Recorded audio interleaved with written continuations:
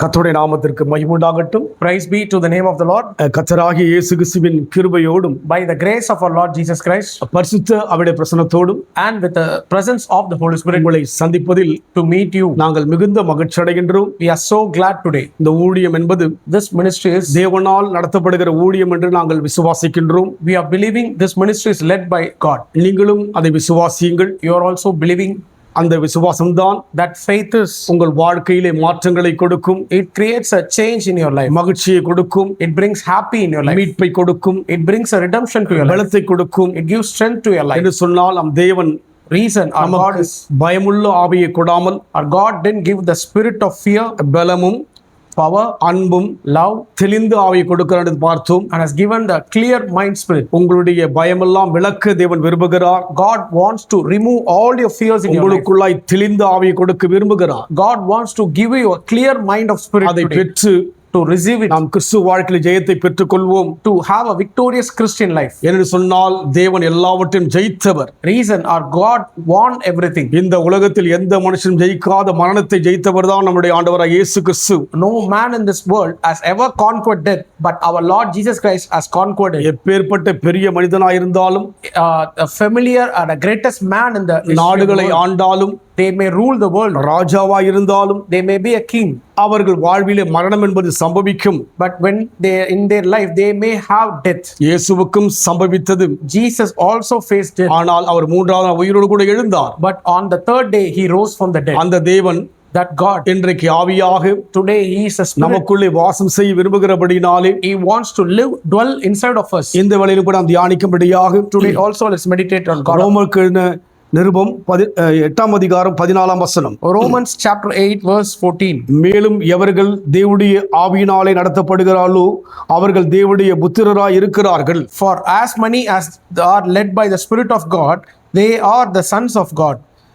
மேலும் எவர்கள் தேவனுடைய நடத்தப்படுகிறார்களோ, And it says, for as many as are led by the Spirit of எவர்கள் God. Many. ஆம், தேவ ஜனங்களாய் நம் வாழ்க்கையிலே All the godly people like us, தேவ ஆவி நடத்தப்படுகிற அனுபவம் வேண்டும். we should have an experience which led by the Holy Spirit. ஏனென்றால் அவரை மாம்சத்தில் பார்க்க முடியாது, We don't see him in a physical form. எந்த உருவத்தினாலும் பார்க்க முடியாது, We can't see him in a statue or an idol form. உருவம் பேசாது.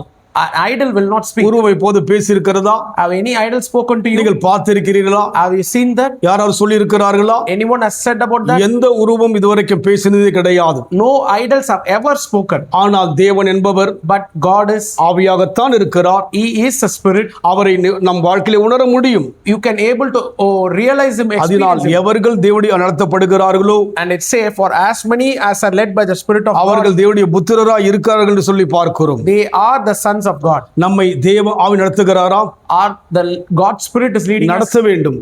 He should lead us. நமக்குள் இருப்பதை உணர்ந்து விட்டால் When we realize him inside of நடத்துவார். us, he will lead us. சங்கீதக்காரன் சொல்வது போல, As the psalmist நீ says, நடக்க வேண்டிய வழி நான் உனக்கு காட்டுவேன், I will show you the way you should உன் go. மீது என் கண்களை வைத்து உனக்கு ஆலோசனை சொல்லுவடி சொல்லி பார்க்கிறோம். I will have my eyes on you and instruct you. ஆவியானவர் நடத்தப்படுகின்ற அந்த அனுபவமானது The experience of the Holy Spirit leading us, பல நேரங்கள் நாம் சோர்ந்து போகும்போது, when we get discouraged, கலங்கும் போது, when we get confused, குழம்பும் போது, when we get stressed, பலவிதமான ஏமாற்றங்களை சந்திக்கின்ற போது, when we face all kind of losses in life, தோல்வியின் ஊடாய் கடந்து போகும்போது, when we go through defeat, இழப்பின் ஊடாய் கடந்து போகும்போது, when we go through several losses, பலவிதமான பிரச்சனை ஊடாய் கடந்து போகும்போது, when we go through many kinds of trouble, ஆவியானவர் நடத்தப்படுகிற அனுபவம் இருந்தால் when we have the Spirit led உடனே experience, தைரியப்படுத்துவார். he will encourage you immediately. உடனுக்குடன் தேவனுடைய பிரசன்னத்தை உணர முடியும். You will experience his presence immediately. என் வாழ்க்கையில் அநேக நேரங்கள் சோர்ந்திருக்கிறேன். In my own life I have N experienced this. வாழ்க்கையிலே அநேக நேரங்கள் விரக்தியோடு கூட வேண்டாம் என்கிற அளவுக்கு நான் தூரமாய் போயிருக்கிறேன். In many times I want to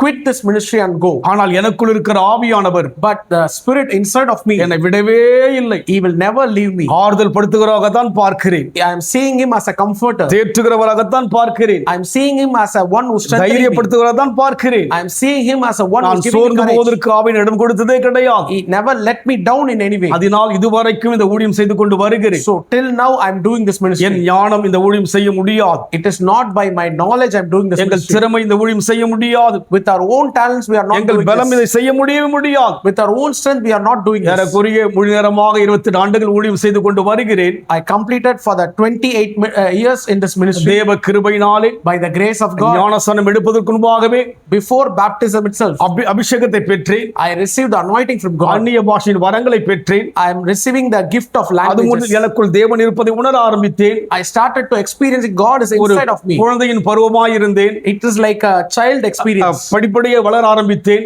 Step by step I grow. உள்ளே இருக்கிற ஆவியானவர் I understand என்னை inside. வழிநடத்த ஆரம்பித்தார். He led me. ஊழிய பாதைகளை விளக்கி காண்பித்தார். He showed me the ways in the ministry. அநேக இடங்களுக்கு செல்லும்படியே தேவ ஆவி நடத்தி கொண்டு வந்தார். He led me to do many kinds of ministry. தெரியாத நபரெல்லாம் சந்தித்து I met the unknown people. அவர்களை தெரிந்து கொள்ளும்படியாக I known them.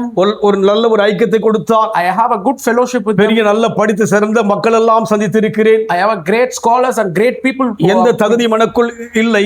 I don't have any qualifications. ஆனால் எனக்குள் இருக்கிற ஆவியானவர் But I have a spirit of God. அவளோடு கூட பழக, He led me to அவளோடு கூட have ஐக்கியம் fellowship with them, கொள்ளும்படியான to have a relationship with them. அனுபவங்களுக்குள் நடத்தினார். He led them. இதுவரைக்கும் எனக்குள் ஆவியான் இருப்பதை நான் உணர்கிறேன். Till now I'm experiencing God's spirit. நான் inside of சோர்ந்து me. போகும்போதெல்லாம், Whenever I get discouraged, நான் களைத்து போகும்போதெல்லாம், whenever I get tired, நான் வேதனைப்படும் போதெல்லாம் whenever I get pain, உடனே கடந்து வருகிறவரை உணர்கிறேன். immediately He comes for அந்த me. ஆவியானவர் That spirit of உங்களுக்குள் God, இருப்பதினாலே He is inside of our you. நடத்த இடம் கொடுங்கள்.